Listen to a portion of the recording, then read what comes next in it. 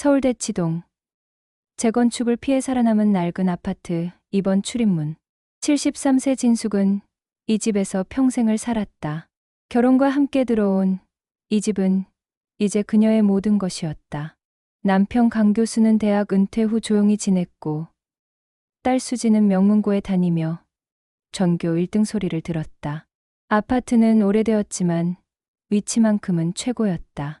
대치동 학원과 한복판, 교육열이 뜨거운 이 동네에서 살아남은 몇 안 되는 구형 아파트였다. 주변은 모두 새로운 고층 아파트들로 둘러싸여 있었지만 진숙의 집만은 여전히 70년대 건축 양식을 그대로 유지하고 있었다. 복도식 아파트, 작은 방들, 낮은 천장. 하지만 진숙에게는 모든 것이 추억이었다. 최근 들어 수진의 절친 은비가 자주 집에 놀러 왔다. 진숙은 그 아이가 참 기특했다. 수진을 잘 따르고 어른에게도 공손했다.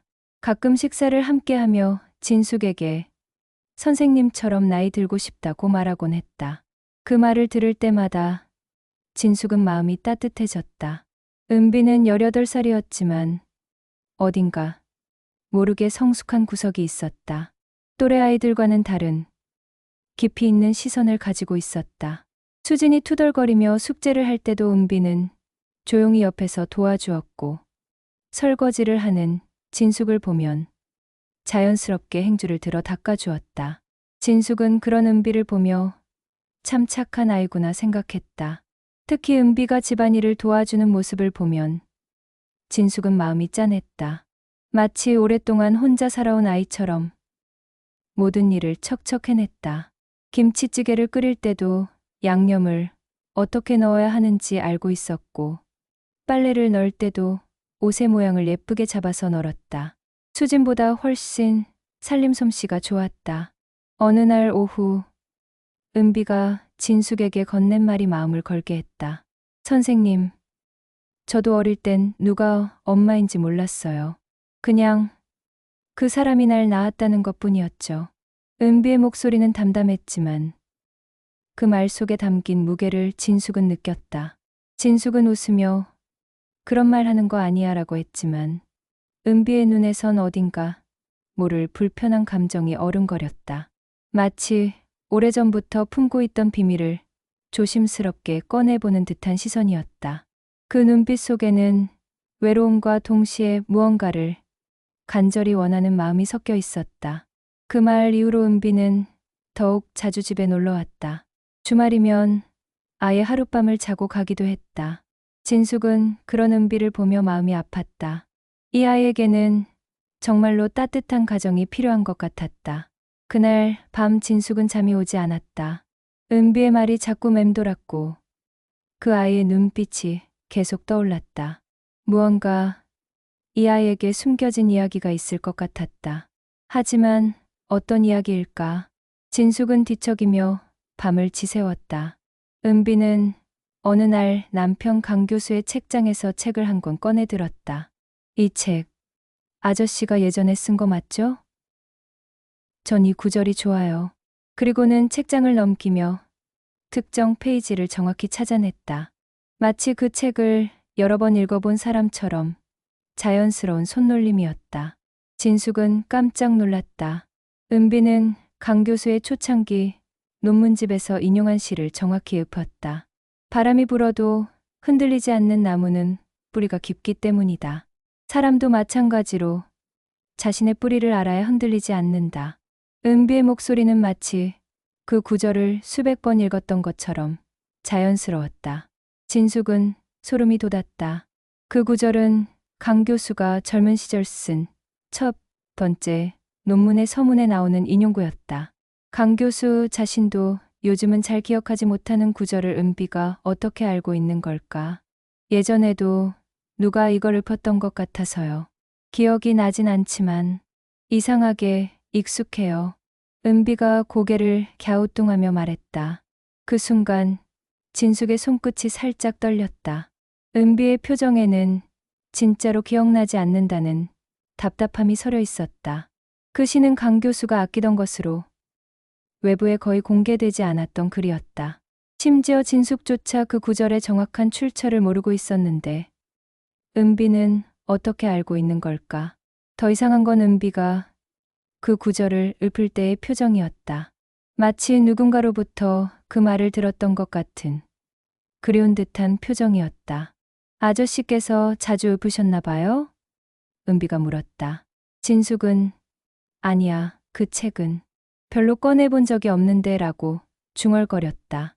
실제로 그 논문집은 강 교수조차 거의 들여다보지 않는 책이었다. 서재 깊숙한 곳에 꽂혀있던 책을 은비가 어떻게 찾아냈을까? 은비는 책장을 다시 넘기며 다른 구절들도 읽어내려갔다. 이 부분도 좋네요. 사랑은 기억하는 것이 아니라 살아가는 것이다. 그 구절 역시 강 교수의 초기 작품에 나오는 문장이었다. 은비는 책을 덮으며 미소를 지었다. 하지만 그 미소 뒤로 무언가를 숨기고 있는 듯한 느낌을 진숙은 지울 수 없었다. 마치 은비가 이 집의 모든 것을 이미 알고 있는 것처럼 보였다. 아니, 정확히는 이미 경험해 본 것처럼 보였다. 선생님, 아저씨는 어떤 분이셨어요? 젊을 때는? 은비가 갑자기 물었다. 진숙은 순간 당황했다. 왜 갑자기 그런 걸? 그냥 이 글들을 보니까 정말 따뜻한 분이실 것 같아서요. 가족을 많이 사랑하셨을 것 같고요. 은비의 말에 진숙은 복잡한 감정이 들었다. 그날 저녁 진숙은 남편에게 물어보려 했지만 강 교수는 이미 서재에서 잠들어 있었다. 하지만 은비의 행동은 계속 머릿속을 맴돌았다. 무언가가 이상했다. 그날 저녁 진숙은 오래된 사진첩을 꺼냈다.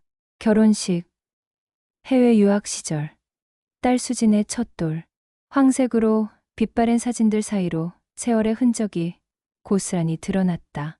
각각의 사진마다 추억이 서려 있었다. 젊은 시절의 강 교수, 각 결혼한 자신의 모습, 그리고 아기였던 수진까지.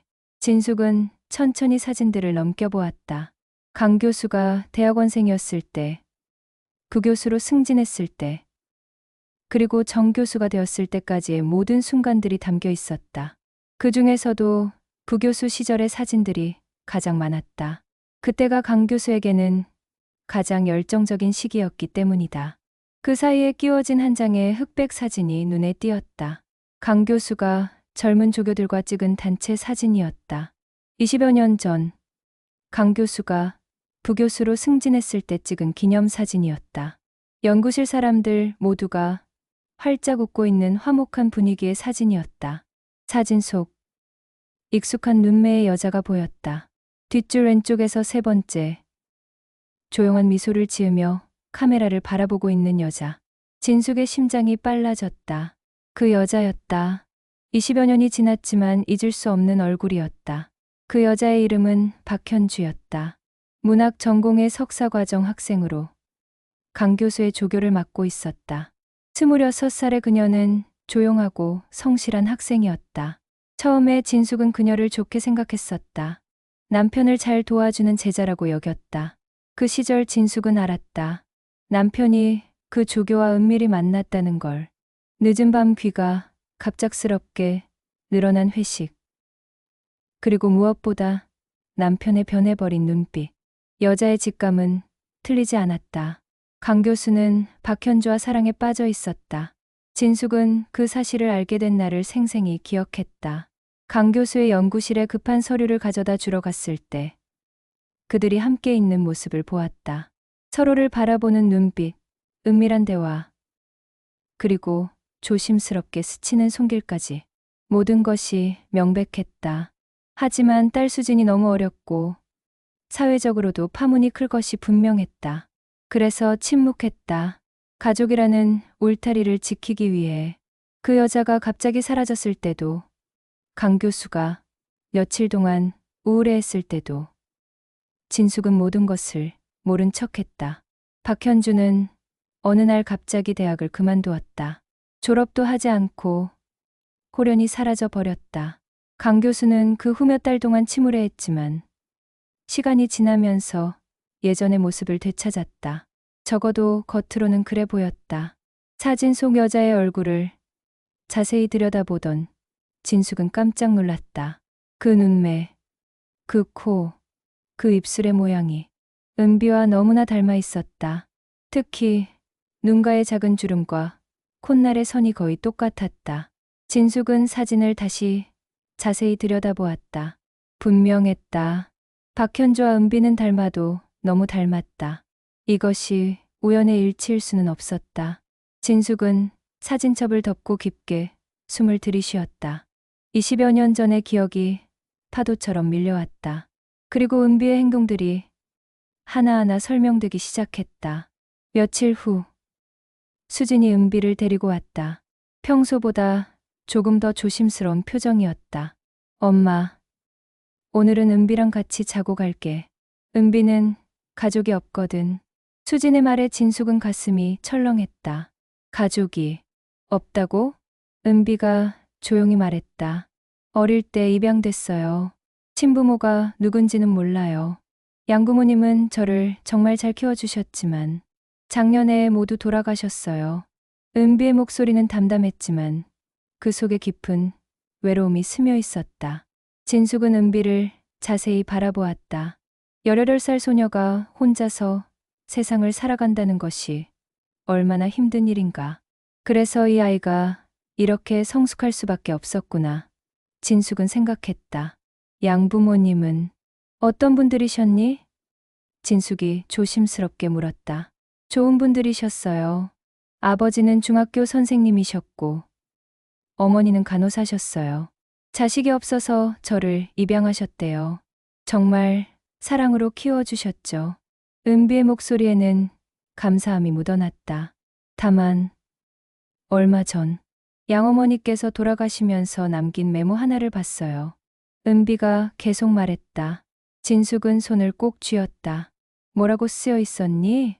은비는 잠시 망설이더니 가방에서 구겨진 메모지를 꺼냈다.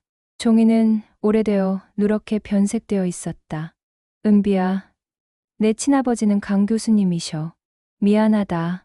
너를 지켜주지 못해서 미안하다.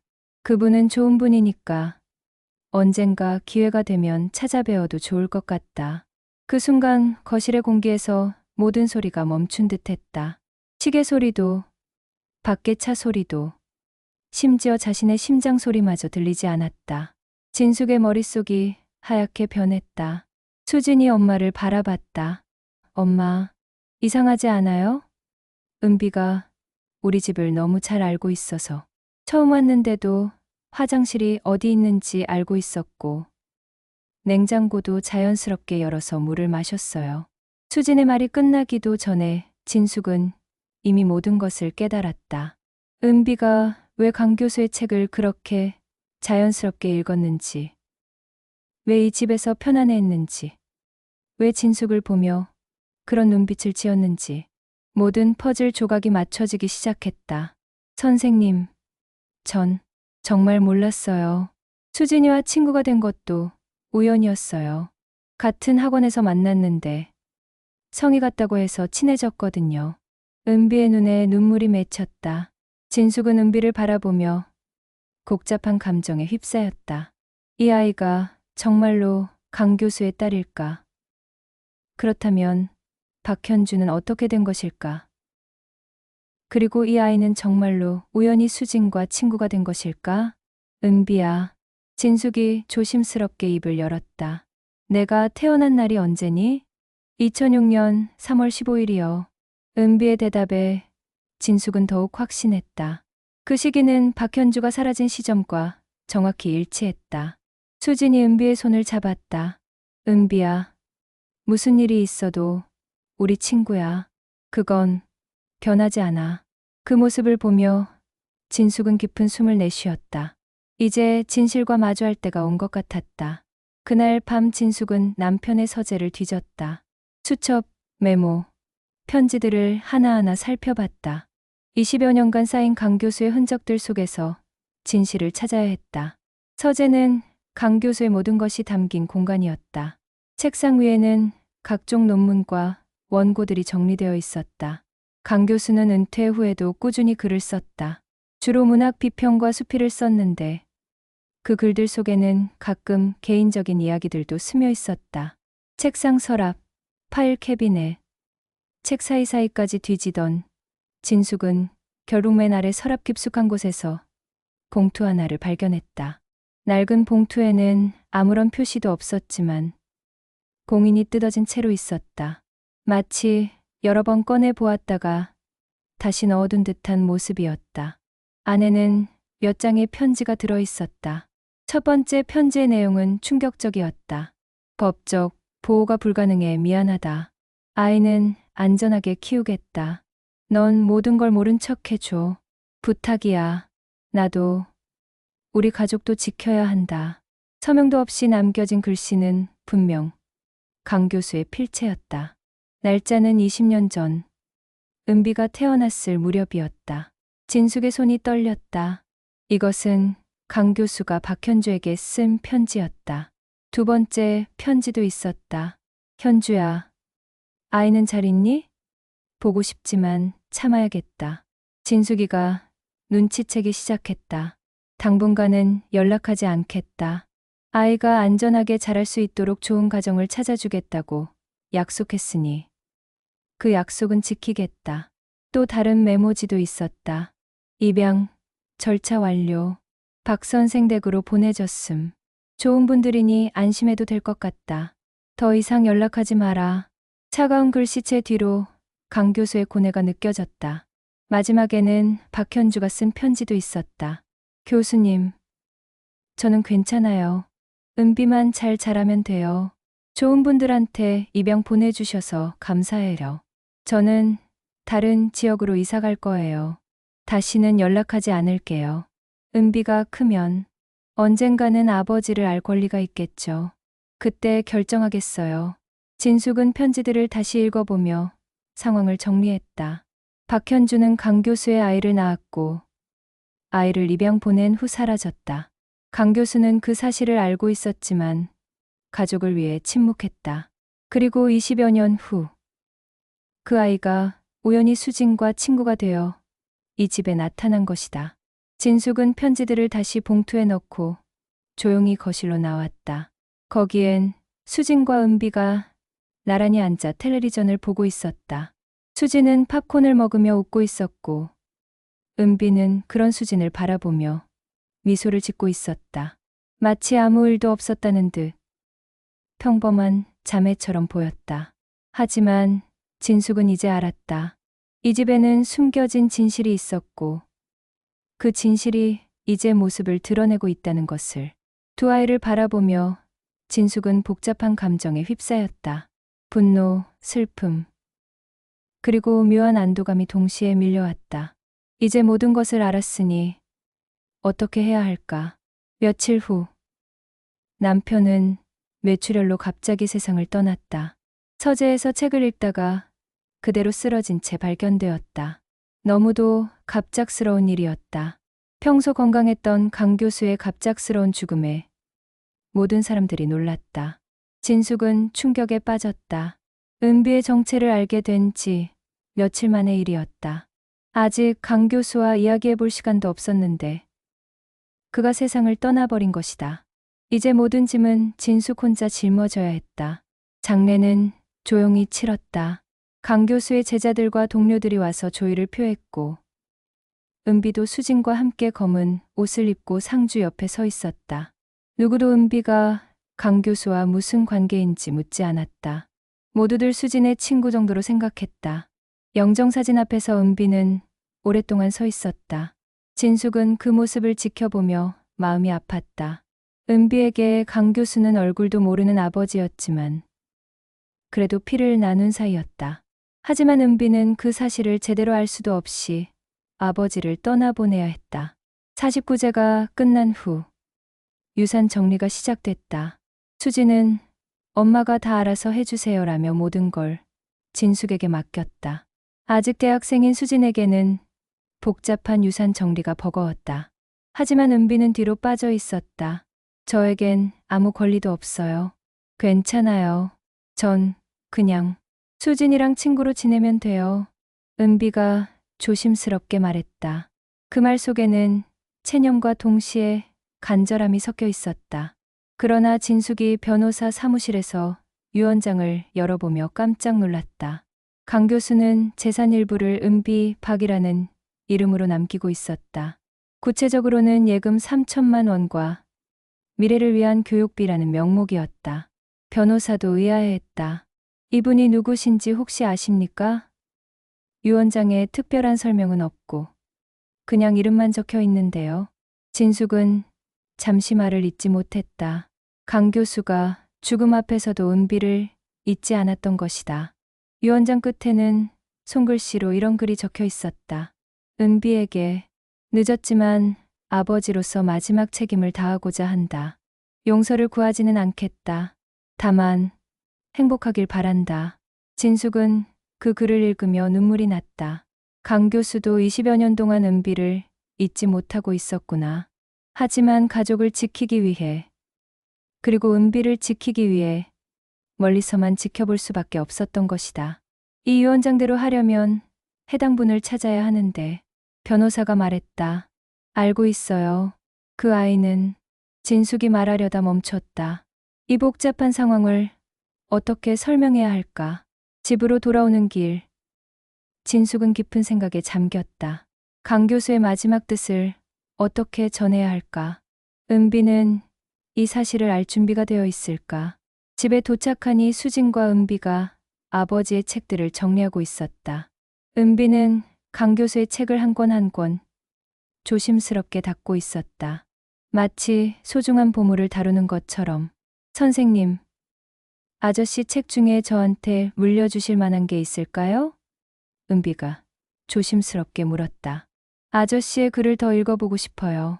진숙은 무언가 결심한 듯 조용히 고개를 끄덕였다. 이제 모든 진실이 드러났으니 남은 것은 선택뿐이었다. 이 아이에게 진실을 말해줘야 할까? 아니면 계속 비밀로 간직해야 할까? 진숙은 수진을 부엌으로 불렀다. 은비 이야기 알고 있었니? 진숙의 목소리는 떨리고 있었다. 이제 더 이상 피할 수 없는 대화의 시간이었다. 수진은 잠시 머무시다가 고개를 끄덕였다. 고1 때 은비가 고백했어요. 아빠가 친부일 수 있다고 양어머니가 남긴 메모를 보여줬거든요. 수진의 목소리는 담담했다. 이미 오래전부터 알고 있었던 사실인 듯했다. 진숙은 놀랐다. 그런데 내가 먼저 우리 집에 데려온 거 아니니? 아니에요. 진짜 우연이었어요. 학원에서 만났는데 성이 같다고 해서 친해졌고 나중에 집 주소를 알고 나서야 이상하다고 생각했어요. 같은 동네에 살고 있었거든요. 수진이 설명했다. 그런데 화나지 않았니? 아빠가 다른 여자와. 진숙이 조심스럽게 물었다. 근데 전 은비가 미웠던 적 없어요. 오히려. 수진이 잠시 말을 멈췄다. 가족이면 좋겠다고 생각했어요. 은비는 정말 좋은 애예요, 엄마. 저보다 더 착하고 더 따뜻해요. 그리고 정말 외로워하고 있었어요. 진숙의 눈에 눈물이 맺혔다. 엄마를 원망하지 않니? 그동안 모든 걸 모른 척했던 것. 엄마는 지키느라 너무 오래 참았구나. 수진이 진숙의 손을 잡았다. 전 이해해요. 그때 엄마가 어떤 선택을 했든 우리 가족을 지키려고 했던 거잖아요. 그리고 지금 생각해보면 아빠도 힘들었을 것 같아요. 진숙은 그제야 참았던 눈물을 흘렸다. 내가 이렇게 커져서 고맙다. 정말 고맙다. 은비도 마찬가지예요. 은비도 엄마를 정말 좋아해요. 선생님이 자기 친할머니였으면 좋겠다고 말했거든요. 수진이 미소 지었다. 그리고 은비는 이 집에서 처음으로 가족이라는 걸 느꼈다고 해요. 그 순간 거실에서 은비의 목소리가 들렸다. 저, 들으면 안 되는 이야기인가요? 은비가 문가에 서서 조심스럽게 물었다. 얼마나 오래 서 있었는지 모르지만 눈이 빨갛게 부어 있었다. 진숙과 수진은 서로를 바라본 후 동시에 은비를 향해 손을 내밀었다. 이리 와, 은비야. 진숙의 목소리에는 처음으로 진정한 따뜻함이 가득했다. 은비가 천천히 다가왔다. 저 정말 몰랐어요. 수진이와 친구가 된 것도, 이 집에 오게 된 것도 모두 우연이었어요. 하지만 여기 있으면 왜인지 모르게 편안했어요. 진숙은 은비를 끌어안았다. 이제 알겠구나. 내가 왜 우리 집을 그렇게 자연스럽게 여겼는지. 아버지, 아저씨가 남긴 유언장에 내 이름이 있더라. 진숙이 조심스럽게 말했다. 내가 받을 몫이 있어. 은비는 고개를 저었다. 그런 건 필요 없어요. 저는 그냥 여기 있을 수 있으면 돼요. 바보야. 수진이 은비의 등을 토닥였다. 이제 정말 우리 언니인데 왜 그런 말을 해? 셋은 서로를 안으며 한참을 울었다. 20여 년간 숨겨져 있던 진실이 드러나는 순간이었지만 동시에 진짜 가족이 탄생하는 순간이기도 했다. 은비는 떠날 채비를 하고 있었다. 가방에 옷가지들을 정리하며 전 이제 가볼게요. 저 같은 사람 받아주시기 어려울 거예요 라고 말했다. 목소리는 담담했지만 눈가가 빨갛게 부어 있었다. 진숙은 그 모습을 보며 가슴이 아팠다. 20여 년 동안 이 아이는 혼자서 살아왔구나. 진짜 가족을 그리워하며 어디에도 속하지 못한 채 살아왔구나. 은비야, 어디 가려고 그래? 진숙이 물었다. 원룸이라도 하나 얻어서 혼자 살려고요. 대학 진학 준비도 해야 하고요. 은비의 목소리에는 체념이 섞여 있었다. 진숙은 그녀의 손을 잡았다. 이번 출입문은 항상 열려 있어. 넌 우리 딸이야. 진숙의 목소리에는 확신이 담겨 있었다. 더 이상 망설이지 않겠다는 결심이었다. 하지만 저는 아버지를 배신한 아이잖아요. 가족을 흔든 은비가 말하려 하자 수진도 와서 그녀를 꼭 안았다. 언니, 이제 정말 우리 가족이야. 아빠가 남긴 유산도 있고 엄마도 동의했어. 무엇보다 내가 원해. 수진의 말에 은비는 더 이상 참을 수 없었다는 듯 울음을 터뜨렸다. 진숙은 은비의 등을 토닥이며 말했다. 20년 동안 우리가 몰랐던 딸을 이제야 찾았구나. 늦었지만 이제부터 시작이야. 정말 괜찮을까요? 은비가 눈물을 닦으며 물었다. 괜찮은 게 아니라 당연한 거야. 진숙이 단호하게 말했다. 넌 이 집의 딸이야. 처음부터 그래야 했던 거고. 그날 저녁 진숙은 결심을 했다. 오래된 사진첩과 강 교수의 편지들을 모두 태웠다. 마당에서 조용히 불을 피우고 과거의 아픔과 비밀들을 모두 연기로 만들어 날려보냈다. 엄마, 뭐 하세요? 수진이 물었다. 과거는 이제 끝이야. 우리는 새로 시작하는 거야. 진숙이 답했다. 불꽃이 타오르는 모습을 보며 진숙은 마음이 가벼워지는 걸 느꼈다. 은비도 와서 불 앞에 섰다. 저도 양어머니가 남긴 메모 태워도 될까요? 그래. 이제 더 이상 숨길 것도 부끄러워할 것도 없어. 세 사람은 불 앞에 서서 과거를 태우며 미래를 다짐했다. 이제 더 이상 비밀도 거짓말도 없었다. 오직 진실과 사랑만 있을 뿐이었다. 밤늦게 진숙은 처음으로 편히 잠들었다. 옆방에서는 수진과 은비가 작은 목소리로 이야기하며 웃는 소리가 들려왔다. 언니, 내일 학교에서 소개해줄 사람들이 많아. 정말? 나도 이제 진짜 가족이 생겼다고 자랑할 수 있겠네. 20년 만에 처음으로 이 집에는 완전한 평화가 찾아왔다. 숨겨진 진실로 인한 고통도 외로움도 모두 사라졌다.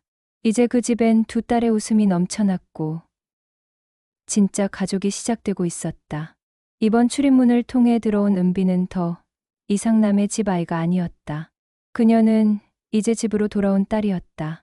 며칠 후 은비는 법적으로도 강씨 성을 쓰게 되었다. 강은비. 그 이름을 부를 때마다 진숙은 기뻤다. 늦었지만 이제야 완전한 가족이 된 것이다. 대치동 낡은 아파트 이번 출입문은 이제 정말로 모든 이에게 열려 있었다. 그 문을 통해 사랑이 들어오고, 진실이 들어오고, 그리고 진짜 가족이 들어왔다.